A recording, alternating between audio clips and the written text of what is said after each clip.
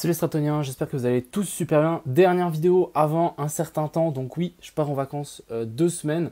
J'espère que vous partez aussi en vacances et que vous pourrez autant profiter. Donc j'aurai sûrement pas de réseau vu que je vais sur un bateau et sur la mer, il n'y a pas forcément du réseau. Et je vais pas non plus me prendre la tête, etc. Donc je serai déconnecté pendant environ 2 semaines à partir de demain. Donc on verra ce qui va faire nos marchés. Donc dans cette vidéo, je vais vraiment essayer de me propulser ces 2 prochaines semaines. Qu'est-ce qu'on va pouvoir faire sur ce Bitcoin? Quels sont les niveaux importants? Qu'est-ce qu'on pourrait en fait revenir rechercher comme niveau par rapport à cette fameuse chart? Donc vraiment, on va se focus là-dessus. On va aller aussi voir l'indice du dollar, je pense que c'est important, le SP500, la dominance du Bitcoin et uniquement le Bitcoin. Ouais, on ira faire un petit tour sur l'Ether et le BNB aussi. Mais voilà, vidéo plutôt courte pour le coup. Donc voilà, je tenais à vous dire ça. Donc voilà, voilà. J'espère que cette vidéo vous plaira. Il y a une vidéo qui sort dimanche. C'est la vidéo sur le copy trading sur BitGet que je vais vous montrer d'ailleurs actuellement. Voilà, ils ont ouvert 2-3 positions en short, etc. Donc oui, on ne gagne pas tout le temps, mais voilà, toujours les positions ouvertes ici. Et du coup, ça sera une vidéo explicative et vraiment gros disclaimer par rapport au copy trading sur BitGet. Bien évidemment, ce sont des traders, ils vont perdre de temps en temps pour vraiment vous expliquer ça. Et aussi donc le WSOT de Bybit, je ne vais plus pouvoir faire de trade malheureusement. On est top 2 donc dans le classement d'équipe régionale, c'est plutôt pas mal. Moi je suis toujours top 1 avec, il me semble, 365% de PNL, ce qui est plutôt pas mal. Donc j'ai gagné, en partant de 400 $, j'ai gagné 2100 dollars dans ce petit concours et je suis à presque 2 millions de volume. Donc plutôt un bon concours pour moi. Je pense que je ne veux plus pouvoir faire de trade. Il reste 1 jour et 20 heures. Ouais, je pense que je ne vais plus pouvoir faire de trade. Maintenant, on va simplement espérer que soit les autres équipes fail, soit, bon c'est un peu dommage, c'est un peu méchant de dire ça, mais soit que les autres personnes de ma team carry. Donc je sais que voilà, on a LGX qui gère sa mère, donc j'espère qu'il continuera comme ça. Enfin bref, on est tout de suite parti sur notre chart. Crypto,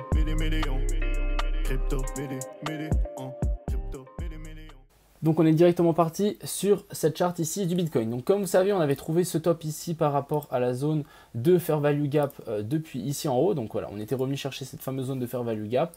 Et ensuite ici, on avait cette petite pattern qui s'était... petite pattern de retournement sur lequel on s'est bel et bien retourné. Depuis ici, on a formé le bottom sur ici l'annonce de l'inflation aux États-Unis et on est monté tranquillement ici, tranquillement mais sûrement. Le fait qu'on monte comme ça veut vraiment nous dire beaucoup de choses. Ça veut seulement dire que soit on est en train de préparer un pump violent, soit un dump violent.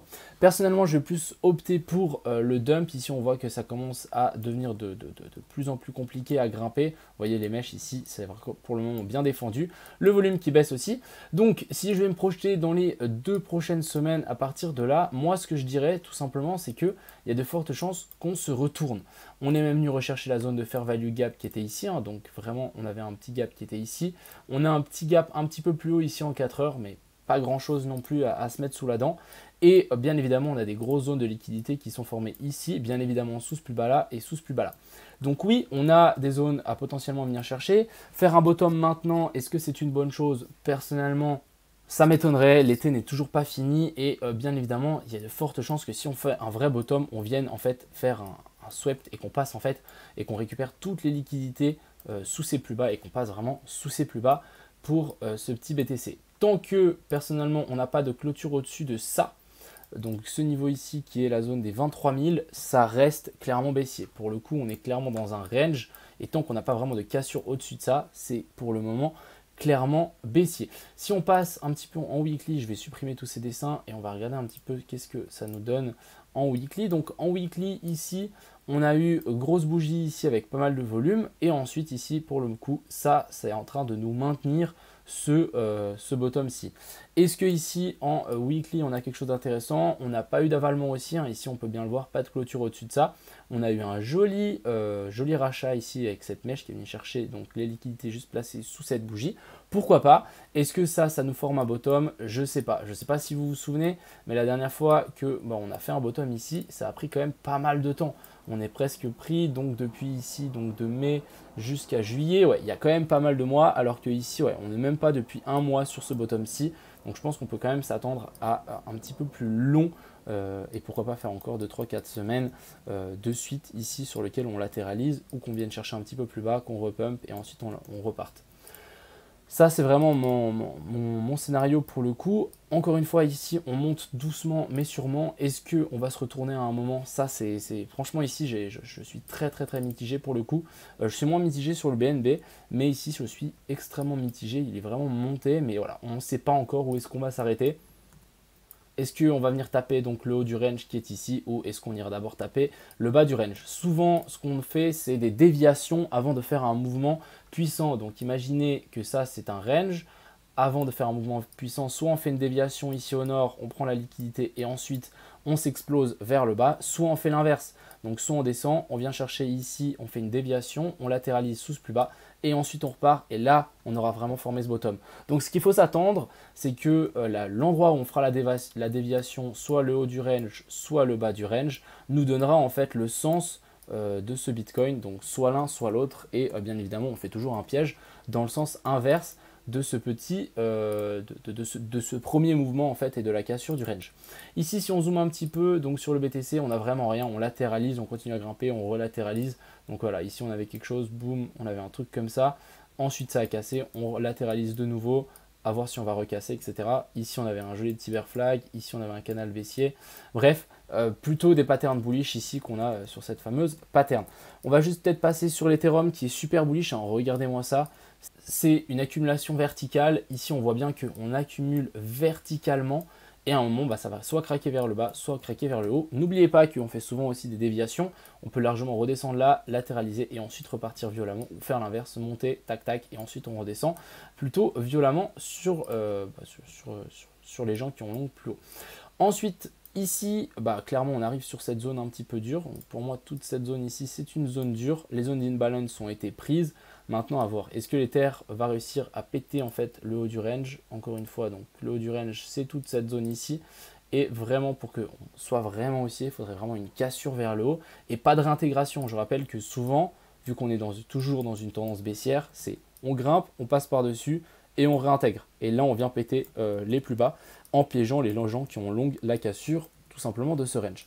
Et pour finir, on a le BNB. Donc le BNB, c'est un peu la seule crypto-monnaie sur laquelle je me dis qu'on peut se retourner à partir de là. Si on passe juste un petit coup sur mon Twitter, ici on peut voir que j'avais fait cette analyse, je l'avais posté sur mon Telegram d'ailleurs, il y a le lien dans la description pour les gens qui veulent s'inscrire dessus.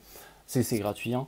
Mais ici, voilà, petite divergence. Et ensuite, on avait la zone d'imbalance ici. Et du coup, j'ai regardé le milieu de cette fameuse zone d'imbalance. Et bah, ça s'avère que c'est la zone verte sur laquelle ici, on a vraiment du mal à passer. Donc ici, plutôt assez intéressant. Est-ce qu'on va avoir une énorme bougie qui va tout péter vers le haut ou une bougie vers le bas? Personnellement, j'ai même pas la réponse. Je ne sais pas si quelqu'un l'a. Pour le coup, on a eu même ici une inversion de structure. Donc tac et tac. Techniquement, ici, on devrait se faire rejeter et redescendre. Mais encore une fois, moi, je suis hyper indécis, même si les indicateurs nous disent qu'il y a un potentiel dump qui devrait arriver, je suis vraiment hyper indécis. C'est pour ça que je n'ai pas forcément envie de prendre de position sur des zones comme ceci. Voilà, on va juste quand même passer la dominance du Bitcoin. Donc, je vais juste prendre celle-ci, dominance du Bitcoin ici, qui a de nouveau chuté, hein. Les alts sont plutôt forts, l'Ether est super fort aussi. Donc voilà, on est venu monter un petit peu, on rechute. Ici, on l'avait dit, hein, que c'était baissier sur cette dominance du Bitcoin.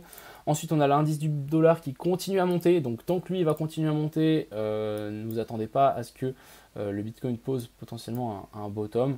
Je pense que voilà, on peut encore grimper un petit bout jusque là-haut et ensuite aviser si on a vraiment une pattern de retournement là-dessus. Là, on pourra se dire, ok, est-ce qu'on a une pattern de retournement sur le Bitcoin? Why not? Et c'est à ce moment-là que ça sera peut-être intéressant de mettre des billets.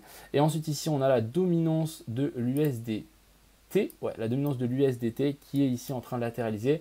Ça, est-ce que c'est une pattern de continuation ou pas? Oui, pour moi, c'est clairement une pattern de continuation haussière. Donc, tac et tac. Donc, si ici, ça voudrait repartir vers le nord, ça veut simplement dire qu'il y a encore eu un dump qui devrait arriver. Donc voilà, un gros pump comme ceci qui pourrait largement arriver ici.